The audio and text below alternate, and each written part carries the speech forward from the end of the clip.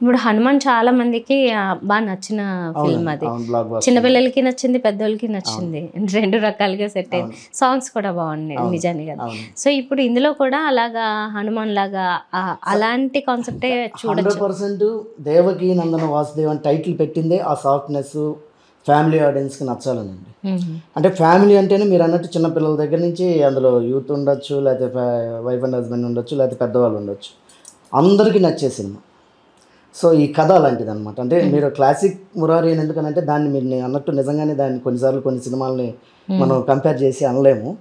ఈ టైప్లో ఉంది. అంటే ఆ దైవత్వం కావచ్చు, ఆ డెస్టినీ ఫీల్ కావచ్చు, సంకల్ప బలం ఉంటే అని మహేష్ బాబు గారు చెప్పేదాన్ని కావచ్చు, అలాంటి కొన్ని కొన్ని ఎలిమెంట్స్ తెలియకుండానే కథలో ఉన్నాయి.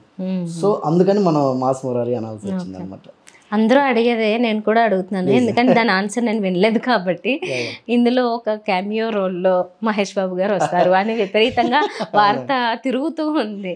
క్లారిటీ ఇస్తారా?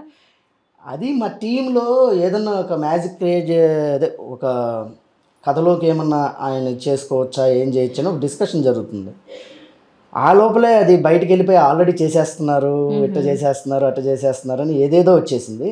నిజంగా అట్లాంటి జరిగితే మా అంత ఆనందించే వాళ్ళు ఉండరు. యాక్చువల్గా మా టీం అంత ఆనందించేవాళ్ళు దేవకీ నందన వాసుదేవ్ టీం. కరెక్ట్. అసలు ఆయన అలా చేయడం అంటే అది వండర్స్ కదా.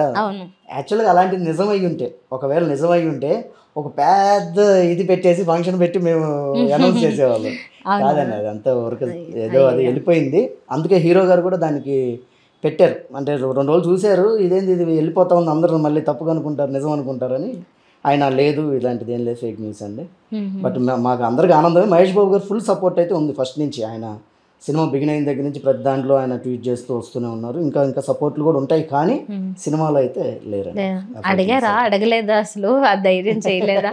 ఉంది కదా, అంటే అసలు ఏదైనా చేద్దాం అనుకునే లోపల ఇంత జరిగిన తర్వాత అడగటం కూడా కరెక్ట్ కాదు. అది మళ్ళీ వేరేగా. ఓకే.